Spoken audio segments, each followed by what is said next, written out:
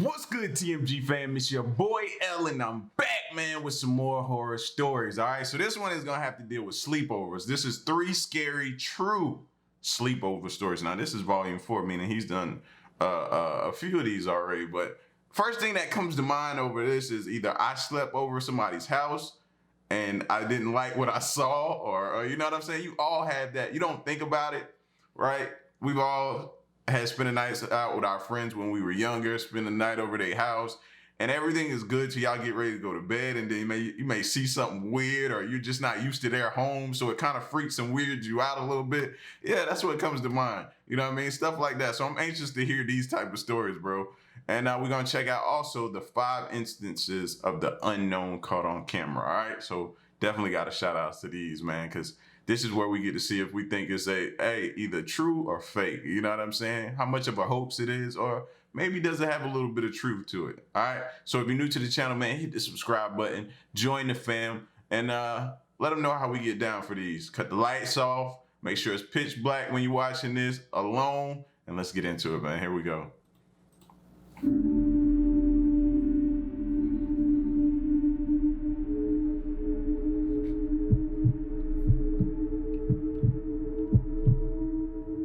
Ages ago, when I was a boy, one of my favorite things to do would be to have sleepovers with my friends, especially my friend Joe.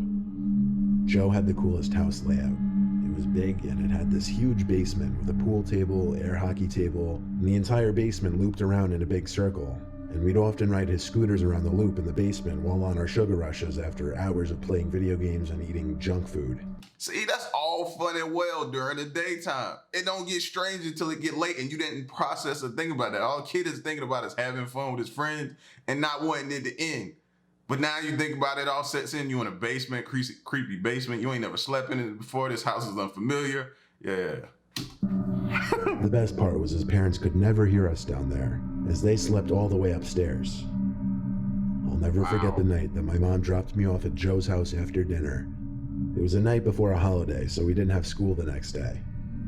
Joe and I went straight to the basement and started playing one of his new video games on his PlayStation 1, when suddenly the door to the laundry room in the back creaked open. We paused the game and turned around to look, and yes, the door was now cracked open. I told Joe to go check it out. He said it's fine, it happens sometimes. To be honest though, sometimes at night alone in his basement, Joe and I would get spooked. I told him to go shut the door because something about having that door open leading into a big pitch black laundry room was uncomfortable. I think he agreed because he got up to close it. After a while of playing video games, I started riding Joe's bike around the loop of the basement, which honestly was a lot more fun than it sounds. But then something else happened.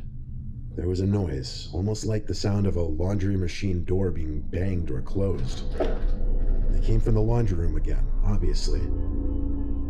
This time Joe and I ran up the stairs freaked out, and Joe called his dad to come check the laundry room. His dad opened the door to the laundry room, had a quick 5-second look, and calmly said there's no one in there. So he went back upstairs to bed, and Joe and I continued to hang out for another hour or two. Then it came time to go to sleep. There were 2 couches down there, one in front of the TV, and then another towards the back of the basement by the bar. I slept on the couch towards the back of the basement. I didn't sleep long though. I woke up and it was still pitch black in the basement, no light shining through the small basement windows. It was still the middle of the night. I rubbed my eyes and sat up after getting this weird feeling of being watched. "Joe?" I said, just checking if he was awake. After saying his name, I heard and saw something moving in the darkness to the laundry room. And then the door creaked shut. I jumped off the couch to wake up Joe, but when I got to his couch, he wasn't there. Just like a friend that'll go upstairs and leave you, go sleep in his bed, man, and don't say nothing to you. That's when I became wise to what was going on. Joe was trying to scare me. I tiptoed to the door of the laundry room. I figured I would reverse it on him and scare him instead. I put my hand on the doorknob, and after a little mental buildup, I yanked the door open and went inside screaming. I turned on the light to the room, but Joe wasn't in there.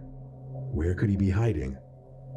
In that moment, I was beyond confused. I knew he had to be in the room. Then I noticed something through the glass of the dryer machine. I walked over to it and knelt down. Someone was in the dryer machine, crunched up and like a ball.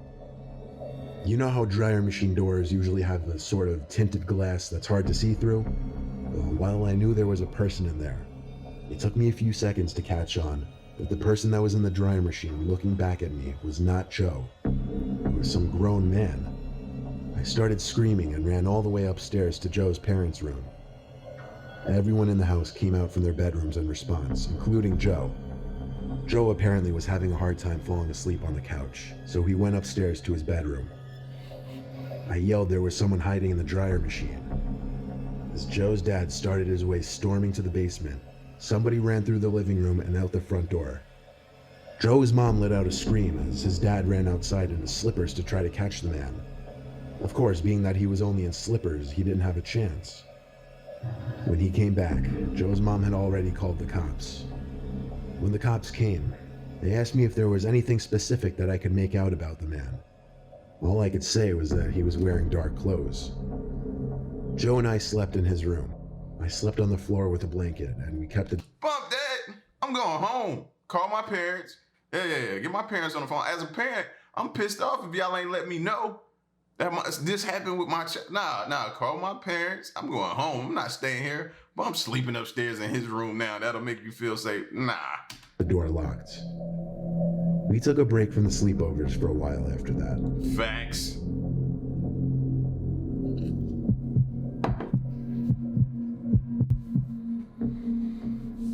This happened quite some time ago. In fact, it happened back in July 2013. It was my 13th birthday party, and my friends and I had been to Manchester for the day, before heading back to my house for a sleepover. A couple of them had stayed over before, but some hadn't, so I wanted to make a good impression. We all decided to sleep downstairs that night, as there wasn't enough room in my bedroom. We gathered our sleeping bags on the living room floor, watched cheesy rom-coms, and ate junk food until around 1 a.m. So we decided to hit the sack after our third movie. We turned off the lights with the exception of one, as although we didn't like to admit it then, we were a little afraid of the dark. It's a common thing to lie awake and chat at a sleepover after you say you're going to sleep. We were in the middle of whispering to each other who we thought our celebrity lookalikes were, when we heard it. A loud knock on our window cut through our conversation.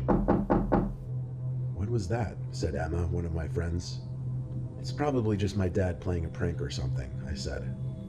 Although this whole situation... That's what my kids would have said. That's my dad playing a prank. Don't pay him no attention. They wouldn't have came and got me because they'd have thought it was me. It was kind of freaking me out. My dad had done this type of thing before, so I assumed it must have been him. We were beginning to calm down when suddenly another forceful knock came upon the window. This made some of my friends scream. I assured everyone that, like I said, it was probably just my dad being goofy. So I went over to the window to catch him red-handed. The curtains were closed, so I had to pull a section of them back to see who was outside. As I did, I came face to face with a man who was most certainly not my dad. This man was bald with very thin eyebrows, and That's the worst feeling ever. he had a missing tooth. He was sort of hunched over, and he looked at me with widened, glassy eyes. I immediately screamed and closed the curtain. At this point, my friends and I were pretty hysterical, and Emma began visibly shaking in fear. My parents were upstairs, so instinctively, I ran up to find them. As I got upstairs, my mom was talking to someone from her window. I didn't quite catch their conversation, but she told me what happened soon after. She said that she heard the knocking too, and when she looked out of her window to see who it was, the man looked up and asked her if she had seen a friend of his. I can't remember the name of the guy she said she was looking for, so we'll call him Paul. He kept asking for him over and over. "Have you seen Paul? Where is Paul? Has Paul been here?" Of course, my mom said she didn't know anyone named Paul. Eventually, she had to ask him to leave us alone, as he just kept wandering around our driveway. As the man finally left, I went back downstairs to calm my friends down. In retrospect, I feel bad for leaving them alone down there when some weird stranger was on our property. We all settled back down after that. However, my mom's maternal instincts kicked in, so she wanted to make sure he was gone completely. She left briefly to go around the block in her car to make sure he wasn't still in the area. The street was dimly lit by impractical streetlights, so she had to put her high beams on. As she was driving, she saw someone dash across the middle of the road. Thinking it was just a kid, she just kept driving until the man who was at our window appeared again. But this time, he practically jumped in front of my mom's car. My mom quickly slammed on the brakes, but before she could confront him, he disappeared off into the night. We never found out who that guy was or what his true intentions were, and thankfully, we never saw him again. So much for wanting to make a good impression. Nobody's ever gonna want to sleep over at your house again, period.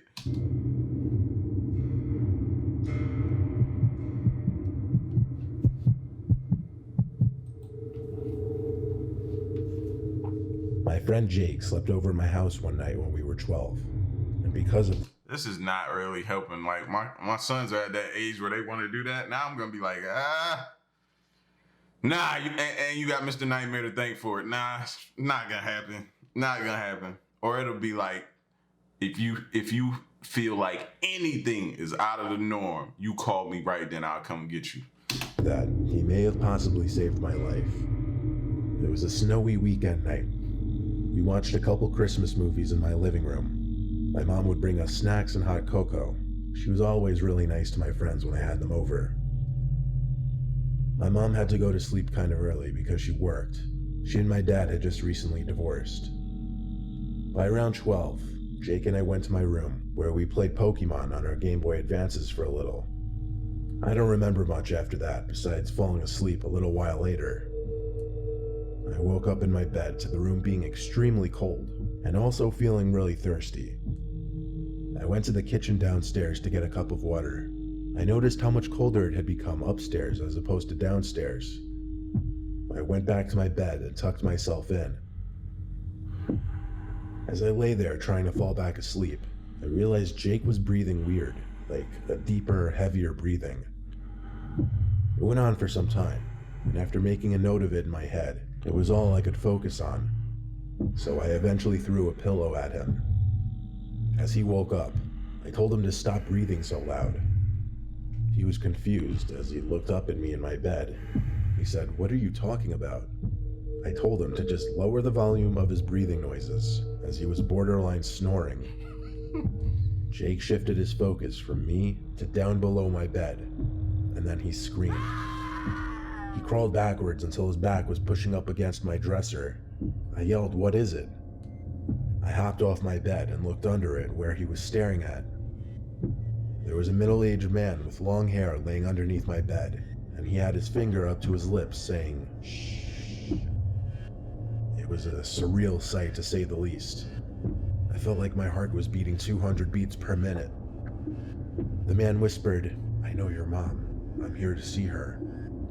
He started crawling out from under the bed. At that same moment, Jake and I ran from the room, screaming for my mom.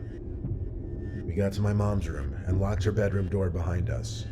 She was immediately distressed and confused by our screams. I barely had enough time to yell, "There's a man under my bed," before the doorknob to my mom's room started twisting and shaking. Then the sounds of the doorknob failing to turn shifted to heavy, aggressive bangs at the door. My mom ran to her phone and called 911. She was on the phone already in tears, while also screaming at the man on the other side of the door to leave us alone. The man tried kicking the door in, but I think when he heard my mom on the phone, he left the house. We were all in shock. It took the police only a couple minutes to arrive, at which point the coast was clear. The biggest window in our house, which was the window to the upstairs spare bedroom, was lifted up completely, which explained the cool air entering the house upstairs. That also explained the man's point of entry. I told my mom that man claimed he knew her, but she had no idea who this man could have been. Mom had a late night booty call. My mom dropped Jake off home, and then she and I slept at my aunt and uncle's house for the rest of the night. The next day, my uncle installed a stronger lock on that upstairs window. This was like 16 years ago now. At this point, it's just a distant, haunting memory. but we never figured out who that man could have been, or how he could have possibly known my mother. See, ladies, what happens when you be your exes, they can't let you go. See what kind of trouble they bring?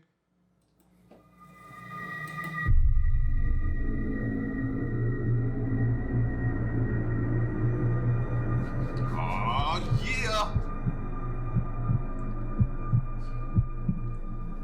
There's a YouTuber by the name of Dan Bell, who's known for exploring abandoned places on his own and getting it on video.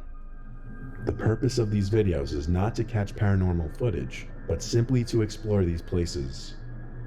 However, in this specific video of his, a number of unsettling events take place that would make most people run for the exit. This video was shot at an abandoned children's asylum, and you can tell the eerie vibes from the place from just outside.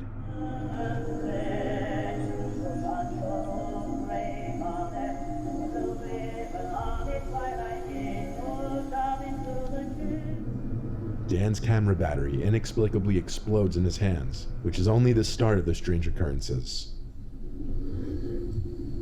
Shit! Fucking battery exploded.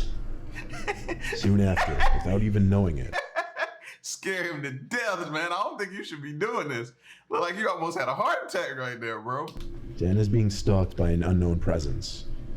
In this shot, you can see what looks like the shadow of someone's arm making a motion as if they had just told someone to shush.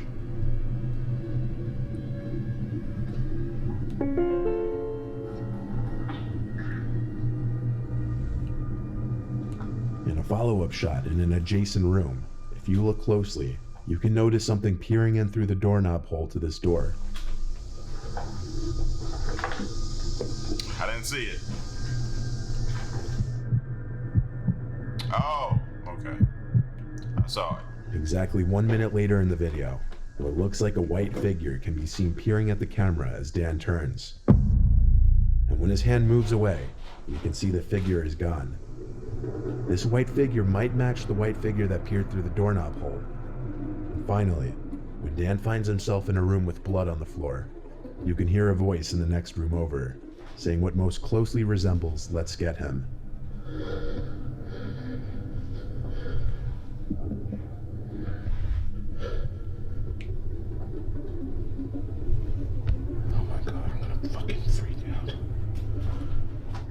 Dan had a theory of his own as to what was following him around in there. I think that a former patient has returned to this facility, to this house, and is living here in one of the rooms upstairs. Others believe there may have been more than one person in there, and that they had some kind of white sheets over their heads to hide their identities, planning on robbing him or worse.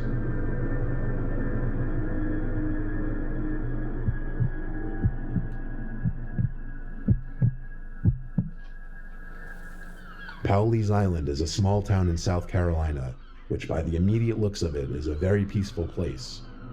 But there is a story that many of the locals swear by, known as the Gray Man. Many locals claim they have seen the Gray Man, and some go as far as to say that any time the Gray Man has been spotted, a hurricane has swept through the island shortly after. All sightings of the Gray Man have been on the coast. There are many pictures online which have allegedly caught the Gray Man, but this one video captured by a Coast Guard surveillance camera captures a strange gray apparition moving down the boardwalk, and this was captured during Hurricane Florence.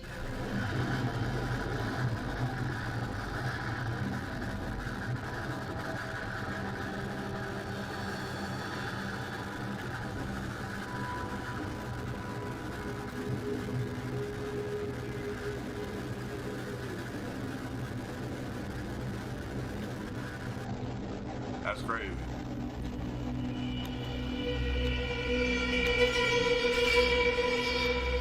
I know what that security guard did. I quit. Looking for a new job. Y'all can have this. I don't get paid enough for this. Nope. Not me. Not at all.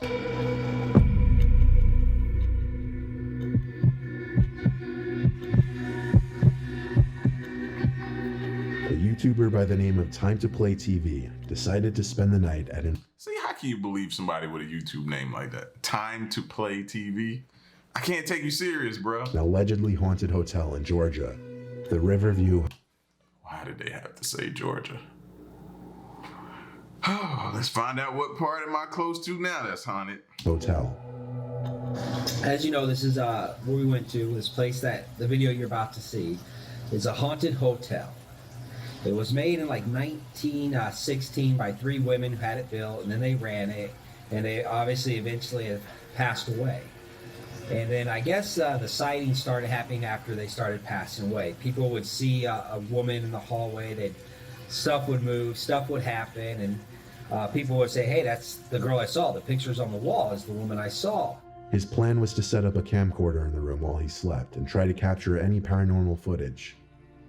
Unbeknownst to him until after his visit, a visitor had recently died in that exact room he stayed in.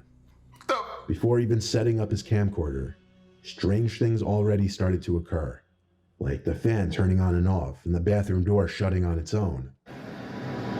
My fan has shut off and turned back on. See that? Now the fan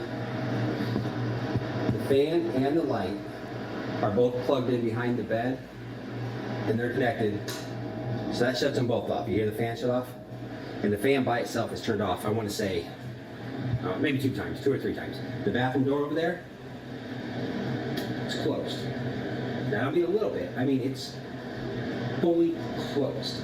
Now, the reason it's open now is because I thought maybe a breeze, maybe something. There's no windows open. I got nothing going on, and that thing right there is just closed all by itself.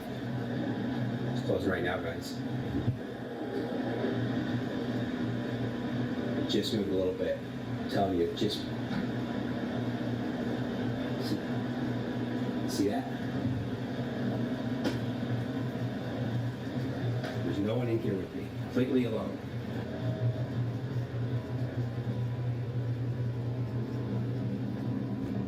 No?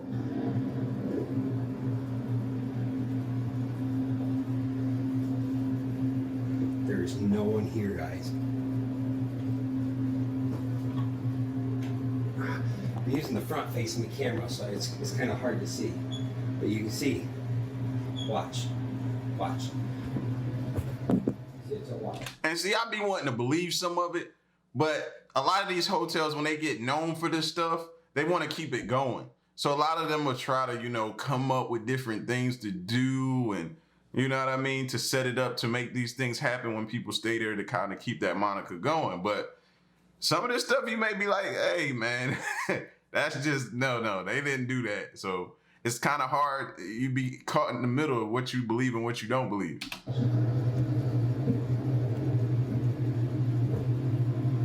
It doesn't close by itself.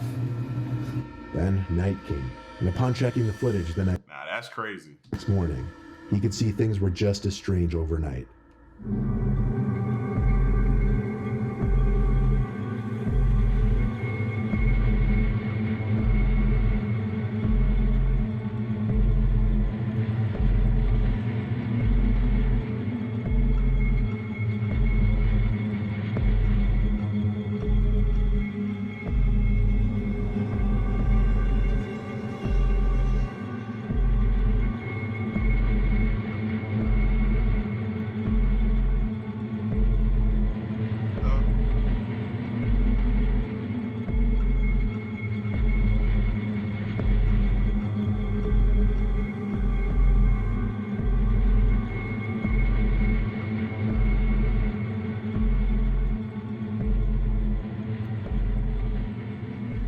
Not only the chair, but also the entire bed moves.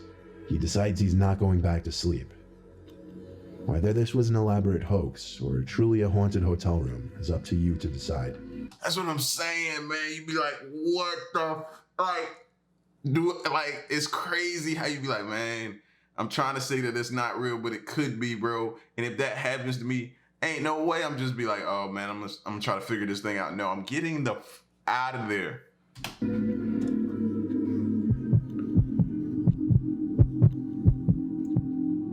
It's the story everyone's heard 100 times already. Not me. A house nestled in the Long Island town of Amityville, which will forever be linked to what is known as the Amityville horror phenomenon. Oh, I take that back. Yes, I have. On On November 13th, 1974, the estate was the scene of a mass murder. Ronald J. DeFeo Jr., who was 23 at the time, shot and killed with a rifle his entire family while they were asleep, which included his parents and 4 siblings.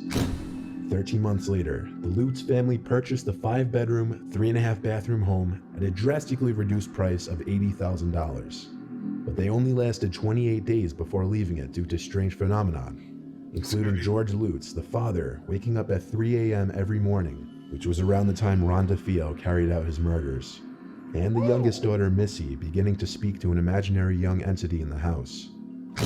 A camera investigation was conducted of the house, and out of all the pictures taken, one stood out the most. The boy in this picture is commonly thought to represent the youngest DeFeo family member who was murdered in the house, and also the entity that Missy had been communicating with.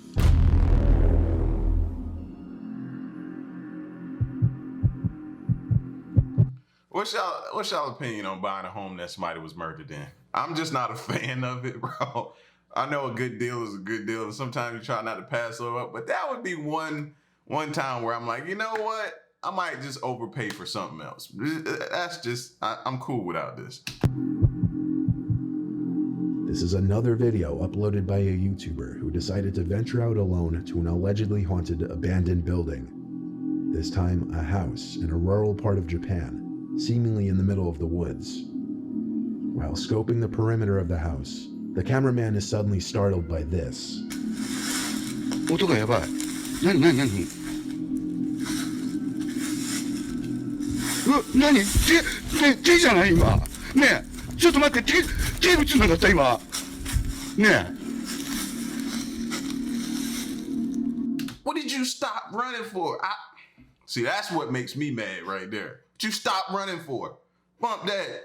I'd have ran until it was daylight again. A hand can be seen grabbing the corner of the house, causing the man to flee. Even after this, though, apparently the cameraman is still determined enough to enter the house to continue with the investigation, against anyone's better judgment. Right. 何なんか聞こえる。うわ、ちょっと待って。なんか聞こえるんだけど。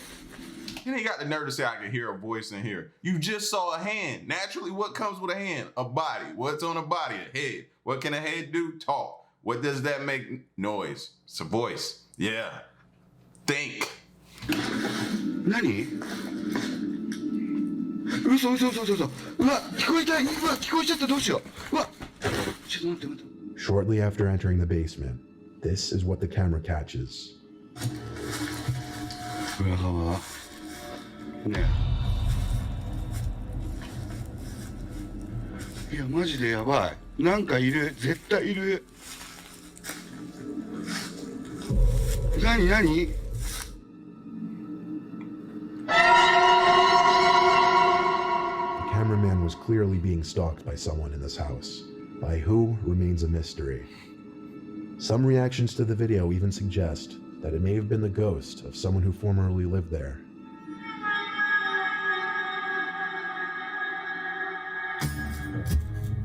Listen, man. Listen. Maybe we should try that one day. Just go out and try to go to haunted places. Yep, that was a thought for like a split second right there. But nah, I'm cool. I'm good without it. I'd rather watch them on YouTube after other people do it. How do y'all feel about it? Y'all let me know in the comment section, man. I'm not a thrill seeker in that way. I like thrills, don't get me wrong. But paranormal activity, I'd rather just watch them from the comfort of my own home. That's me. Y'all get at me in the comment section, though, and let me know what y'all think. Leave a like, share the video, subscribe, and stick around and stay tuned, man. Until the next reaction, I'm out. Peace. Y'all stay solid. Hey.